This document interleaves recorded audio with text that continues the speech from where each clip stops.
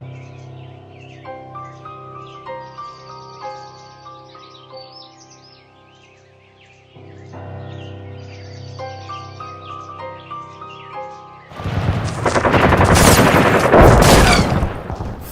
years, the majority Sunni kingdom of Saudi Arabia has embarked on a conquest of geopolitical influence in Yemen, with a devastating effect on the innocent civilians living in the nation. The root of the conflict lies in the Houthi revolt against the Yemeni government in a bid to force reform, decrease corruption, increase government accountability, and ensure equal economic opportunity. However, the Saudi kingdom saw it as an act of aggression that could harm its interests in the region, intervening in the conflict. Since then, the Sauds have waged a devastating campaign of airstrikes and naval blockades against the Yemeni rebels. The war in Yemen has killed 50,000 people. The UN indicates that 24 million people, close to 80% of the population, are in need of direct aid because the conflict has destroyed clean water infrastructure and limited food and health care. Through this all, the United States has stood firmly behind Saudi Arabia, backing them in all their endeavors, which brings about the question, what can we do to influence the House of Saud's actions in Yemen? And what should we do from there?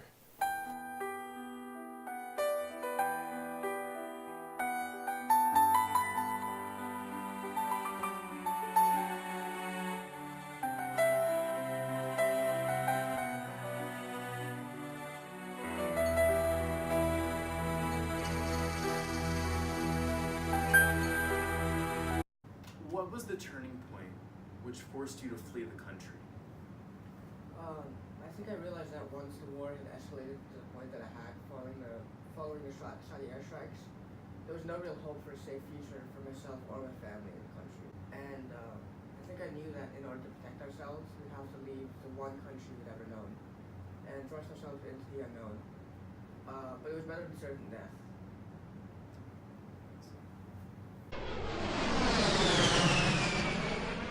Wanting to pursue this conflict in greater detail, I took a flight to Muscat, the capital of Oman. There, I visited a local Yemeni refugee camp, where I interviewed one of the more knowledgeable citizens who fled Sana'a, the capital of Yemen, after the war broke out. Karim al-Shabazz was a local business owner in Yemen, who fled after Saudi Arabian planes bombed his local market. He is willingly here today to share his story. Karim, it is a pleasure to meet with you today. What do you believe was the root cause of the Yemeni civil war? The Yemeni government, until after the Arab Spring protest, struggled to deal with the rampant poverty and other problems that we had in the country, especially the president at the time, President Hadi. Right. And many people believed he was weak and ineffective as a ruler because of that. So these tensions became even worse due to the fact that a lot of these people who didn't like Hadi still held their allegiances to the former president, Ali Saleh. And so these factors all came to head when rebel forces took control of the northern Saleh province of the nation, and then later the capital, Sana'a, which forced Hadi into exile and caused a civil war.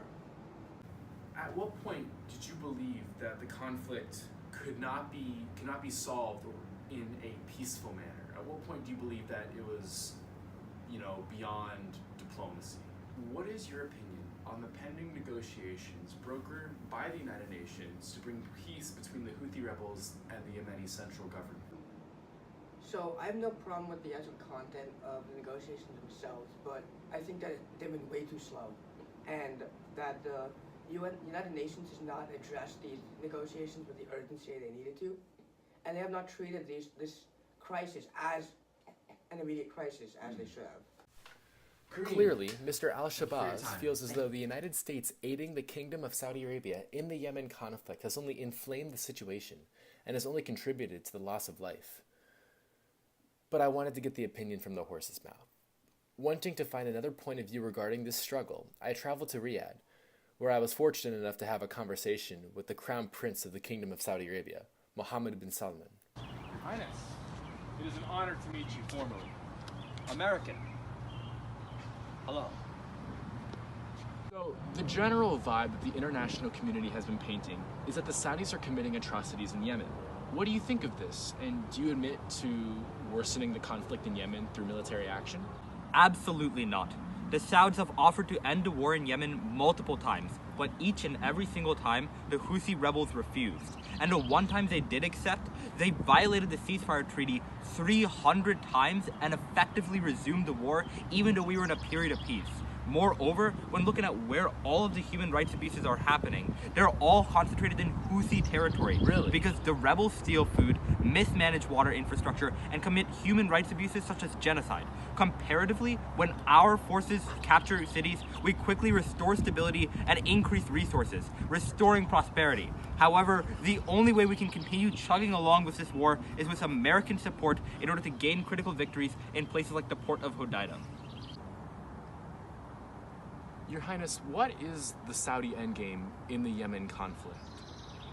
The complete and total destruction of the Yemeni resistance movement and the re-establishment of the previous Yemeni government.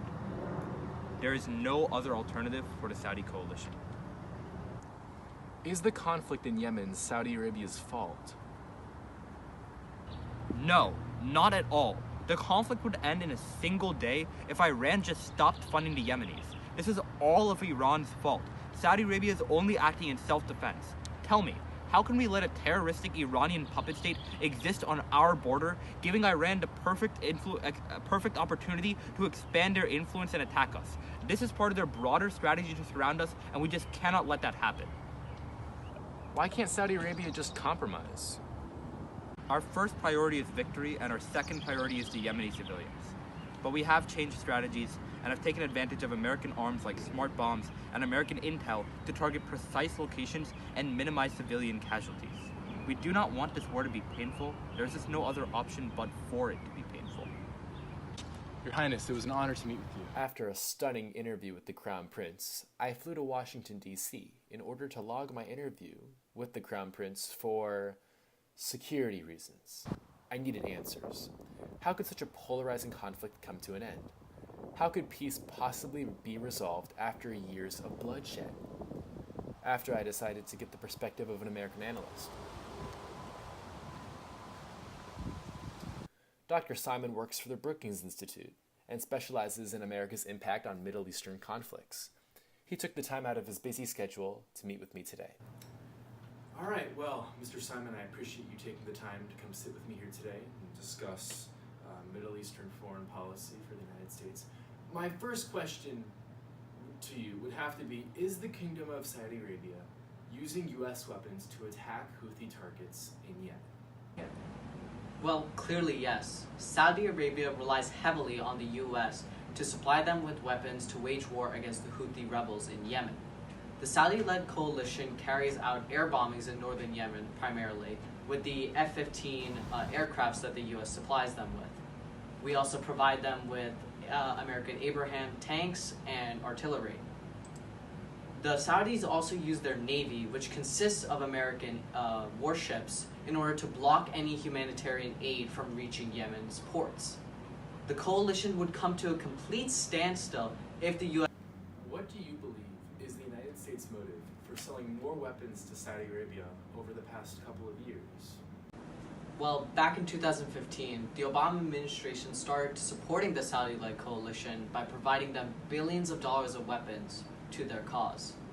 They did so because the U.S. needed Saudi Arabia's support in order to get the Iranian nuclear deal passed, which was being negotiated at the time. The Americans thought that this would be a quick war and end in a couple of weeks, but fast forward 4 years and we're still in it and there's no end in sight. The Trump administration continues to back the Saudi kingdom as well by still providing them billions of dollars of missiles, bombing equipment, and parts for the Saudi aircrafts and other weaponry. In April, President Trump vetoed a resolution passed by Congress to end U.S. military assistance to the Saudi government. The administration argued that if America left and cut off all arms sales, Saudi Arabia would forge an alliance with Russia, which would just increase Russia's presence in the Middle East. And so the U.S. wants to maintain its presence in the Middle East and be a close ally with Saudi Arabia, which is still keeping checks on Iran. And despite the increased domestic production of oil and natural gas and less U.S. reliance on Saudi oil, Saudi Arabia still remains one of the biggest producers of exporters of oil, giving them substantial control over the global oil prices and being very powerful. The Saudis are also an important counterterrorism partner for the US in a very unstable region. And so the US tries to still sell weapons to Saudi Arabia in order to appease them. What do you believe is a viable solution to quell the violence that is occurring in Yemen? The most obvious solution would be if the US halted all sales to Saudi Arabia, but given our vital diplomatic relations right now, this might not be ideal. But there can be a compromise. The US can leverage the weapons sales to Saudi Arabia and come to a compromise. This war started out as a few weeks of military operation, but has been stretched out to 4 years now, with no end in sight. A complete victory in Yemen, especially Houthi-led northern Yemen, now seems unattainable for the Saudi-led coalition. With Yemen on the brink of famine, which would claim many of innocent lives, the US has to help both parties reach a power-sharing agreement. Now, the Saudis rely heavily on the US weapons, their aircraft and spare parts, and even US intelligence and logistics. And so they can use this to leverage the military conditions and make Saudis reconsider this disastrous war, which would help us get to a more political solution. But if the US stops supplying weapons and spare parts to Saudi Arabia, how likely is it that they would seek a new alliance with the Russian Federation? Well, I think it's highly unlikely that the Saudis would be in any hurry to end the 70-year alliance they've had with the US and just start buying Russian weapons. Over the past few decades, the Saudis have invested heavily on the US weapons, which require more ammunition and spare parts from US manufacturers. They cannot be just swapped for new Russian parts. It won't work. It's taken too many years in order to build up their army, navy, and their air force. And it would also take a lot of time to train new soldiers in the use of these new weapons given by the Russians. And now the Saudis can't take a time out from the war because they have too much at stake. And so they need the continuous supply of US weapons. If the Saudis do decide to part ways with America and form an alliance with Russia, what do you think it will impact, and how do you think it will impact the Middle East, specifically Yemen? Assuming the Saudis do break their ties with the US and get Russia in the picture, it might not be the worst thing. As in Syria, Russia wants to prove to the international community that they are a great mediator. Russia also does have a history in the region. In the mid-1980s and 90s, the Soviet Union helped stop fighting and unified North and South Yemen, which were then two separate countries. So Russia feels that they would be able to leverage their partnership with Iran and force them to stop supplying weapons to the Houthi rebels, pressuring them to come to a political settlement. Russia would also then have ties to Saudi Arabia, and due to their unique strengths and close ties with both fighting sides, Russia would be the important party that would keep Yemen and Saudi Arabia from fighting and could finally instill peace.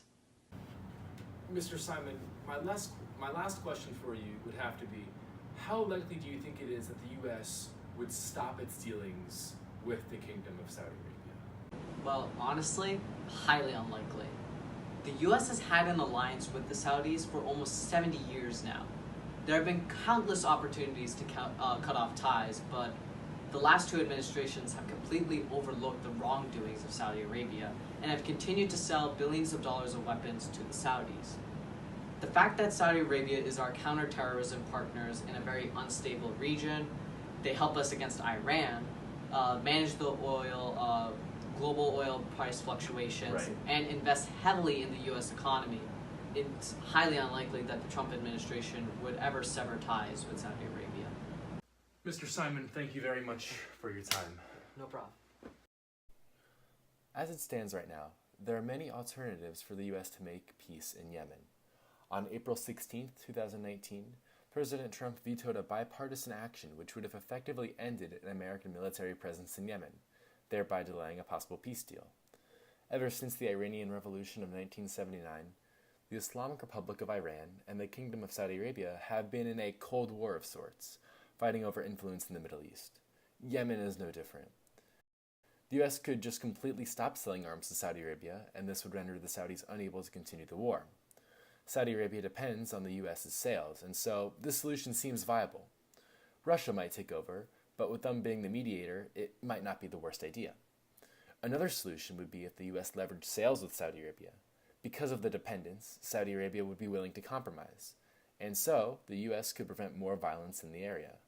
However, this is probably not going to happen. With the US wanting to keep their greatest ally in the Middle East, it is unlikely that they are ever going to change anything, or at least not soon. The US is well aware of all the atrocities being committed, and even after events like the Khashoggi killing, nothing has changed. If anything, the US is helping even more. Therefore, while the fighting has ensued for years, it is still not too late for the United States government to take action, make a difference, and ensure that no more lives are lost in this senseless conflict.